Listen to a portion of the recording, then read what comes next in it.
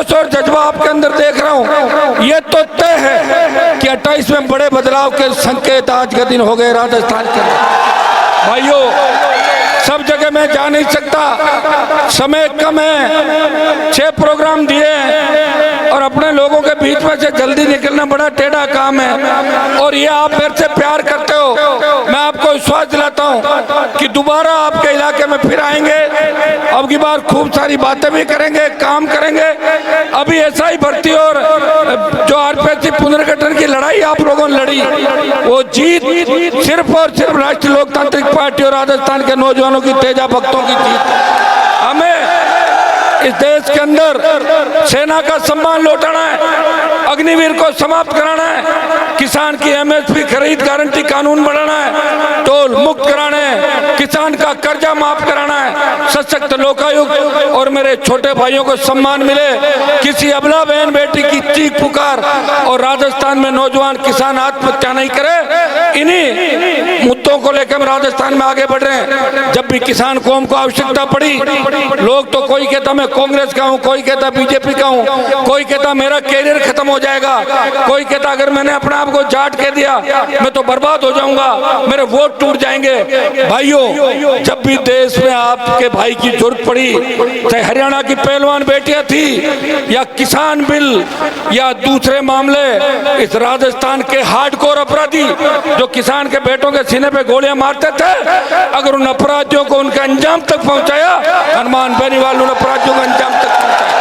वो नेता जो अपने घरों से आह्वान करते थे, लोगों को ये भाषण देते थे कि बिजली आएगी तो करंट आएगा, बच्चा पढ़ेगी तो भाग जाएगी, नेर नहीं डाणी, उन नेताओं के परिजनों की क्या स्थिति हो गई आप अच्छी तरह देख सकते हो। उनके परिजनों को भी दूसरों का झंडा पकड़वा दिया और हालात आपके सामने, वो पैदल घूम रहे हैं आपका समर्थन पाने के लिए। यहाँ से आपको फिर ललकार हुंकार भरनी है। पिछली बार भी आपने और उससे पिछली बार भी आपने रूपनगढ़ की धरती से, तेजाजी के भक्तों ने चुरचुरा की धरती से मुझे आशीर्वाद दिया। इस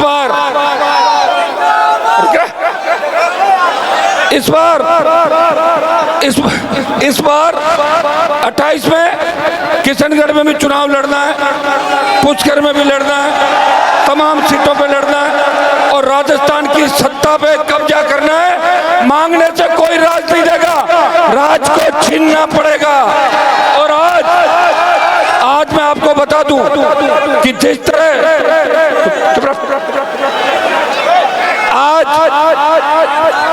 जब तक सुनोगे नहीं ना, तुम्हारी कोई इज्जत नहीं है। नहीं सुनोगे तो कोई इज्जत नहीं करता तुम लोगों को, नहीं तुम्हें कोई सीरियस लेता। तुम्हारे नेताओं की औकात देखो ना, धनखड़ साहब को हटा दिया, बोल नहीं रहा क्यों हटाया, बोला क्या? नहीं बोलेंगे भाई, डरे हुए लोग हैं, डरे हुए और मरे हुए लोग हैं। इसलिए डरे हुए मरे हुए लोगों को जगाना कौन जगाएगा? ये नौजवान जगाएंगे। लेकिन आप क्या जगाओगे? आप तो खुद आते ज्यादा नशे में पड़े रहते हो, कोई इसमें खाता है, कोई एमडी खाता है, कोई थोड़ा दूसरा काम करता है, तेज गाड़ियां चला के एक दूसरे पे चढ़ा देते हो। समझदार बनो, कोई नहीं पूछ रहा तुम्हें लेके सरकार सीरियस नहीं। सिर्फ मैं लड़ रहा हूँ इसलिए तुम्हारी पूछ है। अगर कल मैं लड़ाई बंद कर दूं तो तुम्हें 50 साल और गुलाम रहना पड़ेगा। क्या ये चाहते हो क्या? तो चुपचाप सुनो मेरी बातें, बकवास मत करो बीच में। शर्म आती नहीं तुम लोगों को? क्या हो जाएगा? कोई नारों से कोई सरकार बदली है क्या? वोट डालना सीखो, इंतजार करना सीखो और अपने नेताओं का सम्मान करना सीखो। जिस तरह घूम रहे हो, धक्के मार रहे हो, क्या कभी नेता नहीं देखा क्या? ये हेलीकॉप्टर नहीं देखा तुमने? नहीं देखा ना? हाँ तो बोलो देखा है। पहले भी लाया था और लाऊंगा, चाहे उधार लेके जमीनें बेचनी पड़ जाए, तुम्हारा सम्मान बढ़ाऊंगा। लेकिन तुम अपने आप को काबिल बनाओ कि सम्मान के काबिल हो। जिनके लड़ता हूँ वही मर जाता है, जिसको लाता हूँ वो बिक जाता है, जिसको मनाता हूँ नेता वो बिक जाता है, वो भाग जाता है, वो जाता है और कांग्रेस बीजेपी में जाके उनके पैर छूते जाके।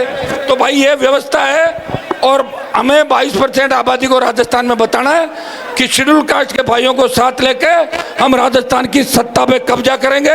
और इसमें सबसे बड़ी भूमिका राजस्थान के नौजवान की होगी, किसान के बेटों की होगी।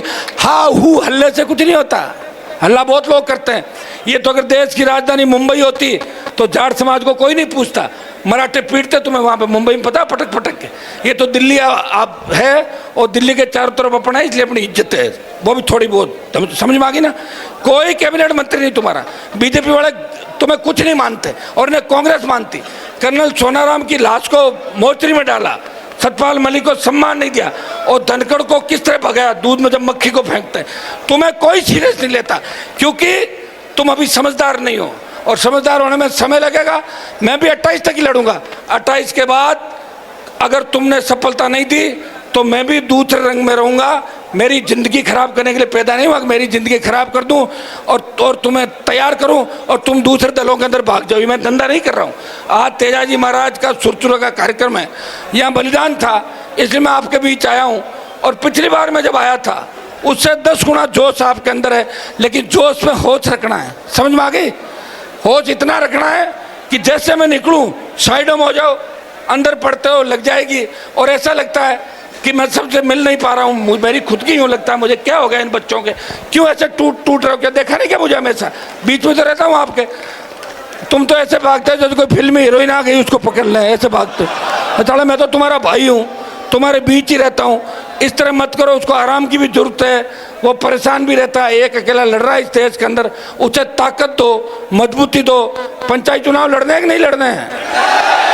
कोई दम है क्या? सीटें जीतोगे, खुश करोगे? अभी तो फूस ही करता है वो मुझे, इसलिए बात कर लेंगे।